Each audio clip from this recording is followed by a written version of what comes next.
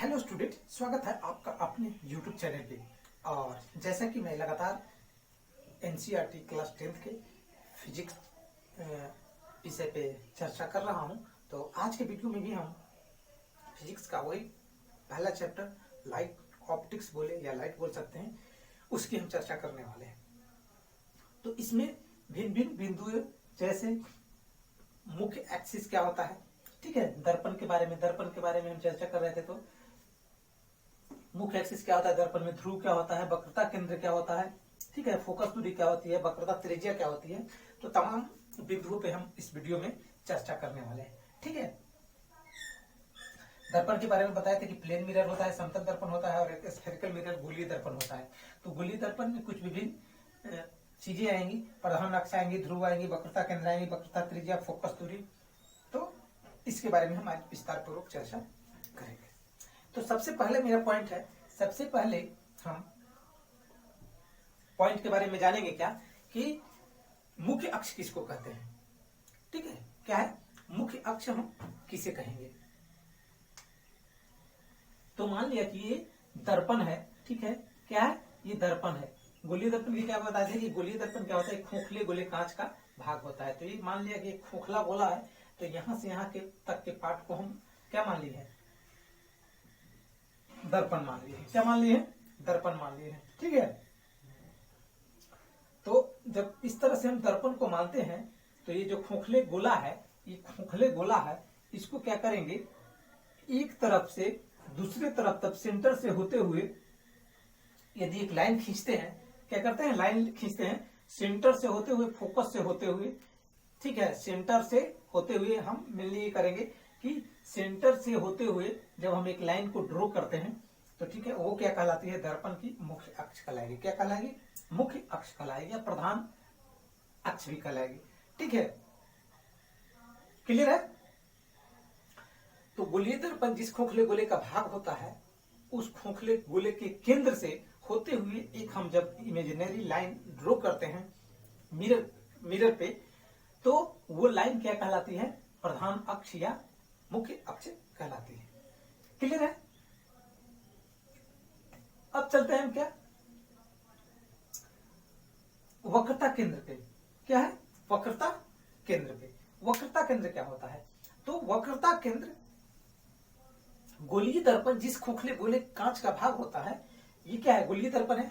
तो गोलीय दर्पण जिस खोखले गोले कांच का भाग होता है, इस खोखले गोले के केंद्र को, ठीक है, ये मेरा खोखला गोला है, ठीक है, और इस खोखले गोले के केंद्र कहां पे है, यहां पे है। तो इसी केंद्र को हम क्या बोलते हैं, वक्रता केंद्र बोलते हैं। क्या बोलते हैं, वक्रता केंद्र बोलते हैं। परिभाषा क्या देंगे कि गोलीय दर्पण जिस खोखले गोले कांच का भाग होता है, उस खोखले गोले के केंद्र को क्या बोलते हैं, उस दर्पण का वक्रता केंद्र बोलते हैं। क्या बोलते हैं, वक्रता केंद्र बोलते हैं। क्लियर है। यहाँ पे आप स्पष्ट रूप से देख रहे होंगे, खोखला गोला कांच है और इसके केंद्र वक्रता केंद्र होंगे। नेक्स्ट है मेरा क्या, वक्रता त्रिज्या। क्या है, वक्रता त्रिज्या। तो वक्रता त्रिज्या की हम परिभाषा कैसे देंगे, तो खोखले गोले कांच के जो भाग होता है, मिरर जो दर्पण भाग होता है, तो खोखले गोले कांच के किसी पॉइंट से, ठीक है, किसी इसका परिधि से, ये मेरा उसका खोखले गोले कांच क्या है, परिधि है। ठीक है, तो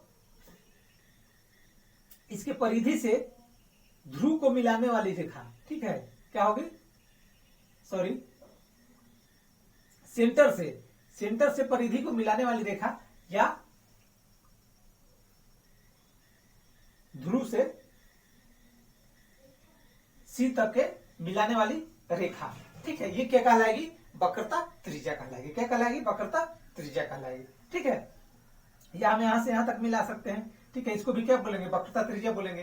तो ये क्या होगा, इसकी परिधि होगी, परिधि से सेंटर तक के मिलाने वाली रेखा क्या कहलाएगी, वक्रता त्रिज्या कहलाएगी। क्या कहलाएगी, वक्रता त्रिज्या कहलाएगी। या यहां से यहां तक क्या है, ध्रुव है, तो ध्रुव से सेंटर तक मिलाने वाली जो रेखा हो गई, लाइन हो गई, वो क्या हो गई, वक्रता त्रिज्या हो गई। तो वक्रता त्रिज्या के इस तरह से हम डिफिनेशन दे सकते हैं, जिस खोखले गोले कांच का भाग होता है, उस खोखले गोले के परिधि से उसके सेंटर तक के बीच के दूरी को हम क्या बोलेंगे, वक्रता त्रिज्या बोलेंगे। ठीक है, या ऐसा भी बोल सकते हैं कि दर्पण के ध्रुव से सेंटर तक, वक्रता त्रिज्या तक, ठीक है, ध्रुव और ध्रुव से वक्रता केंद्र के बीच के दूरी को क्या बोल देंगे हम? वक्रता त्रिज्या बोल देंगे। क्या बोल देंगे? वक्रता त्रिज्या बोल देंगे। क्लियर है?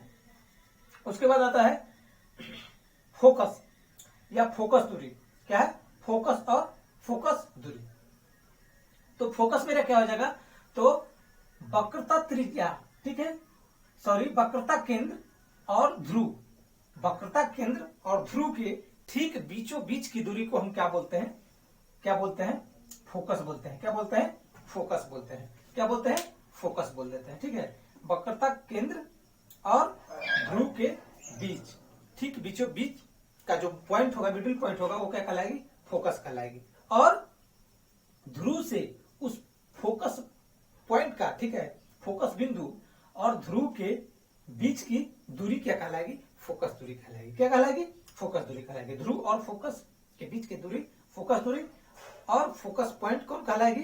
तो वक्रता केंद्र और ध्रुव के ठीक मिडिल पॉइंट को हम क्या बोलते हैं? फोकस बोलते हैं। और भी फोकस की परिभाषा दे सकते हैं कि दर्पण में मुख्य अक्ष के समानांतर आती हुई किरणें, ठीक है, ये दर्पण मेरा है, तो दर्पण के मुख्य अक्ष के समानांतर आती हुई किरणें दर्पण से टकराने के बाद जिस पॉइंट से वो गुजरेगी, क्या? मुख्य अक्ष के समानांतर आने वाली किरणें दर्पण पे टकराने के बाद जिस पॉइंट से होकर गुजरेगी, मुख्य अक्ष के जिस बिंदु से होकर वो गुजरेगी, उस बिंदु को हम क्या बोलते हैं? फोकस बोलते हैं। क्या बोलते हैं? फोकस बोलते हैं। क्या बोलते हैं? फोकस बोलते हैं। तो इसको इस तरह से भी परिभाषित कर सकते हैं, या आप इस तरह भी बोल सकते हैं कि वक्रता केंद्र और ध्रुव के ठीक मिडिल पॉइंट को हम फोकस बिंदु बोल सकते हैं, और ध्रुव और फोकस के बीच की दूरी को फोकस दूरी बोल देंगे, और वक्रता केंद्र और ध्रुव के बीच की दूरी क्या कहलाएगी? वक्रता त्रिज्या कहलाएगी। क्या कहलाएगी? वक्रता त्रिज्या कहलाएगी। तो चलिए, इसमें क्लियर हो गया प्रधान अक्ष, ध्रुव, वक्रता केंद्र, वक्रता त्रिज्या और फोकस तथा फोकस दूरी। तो इस वीडियो में इतना ही। आपको इसमें कहीं पे दिक्कत है, परेशानी है, तो आप कमेंट करके फटाफट बता सकते हैं, तो फिर हम नेक्स्ट वीडियो में कुछ क्लियर करेंगे। तो चलिए, मिलते हैं नेक्स्ट वीडियो में, और नेक्स्ट वीडियो में अगले कुछ टॉपिक को लेकर हम मिलेंगे। तब तक के लिए टेक केयर ऑफ। वीडियो अच्छा लगा होगा तो इसे लाइक कर दीजिएगा, दोस्तों के पास शेयर कर दीजिएगा, और हमारे चैनल को सब्सक्राइब नहीं किया अभी तक तो सब्सक्राइब कर दीजिएगा। ओके, जय हिंद, जय भारत।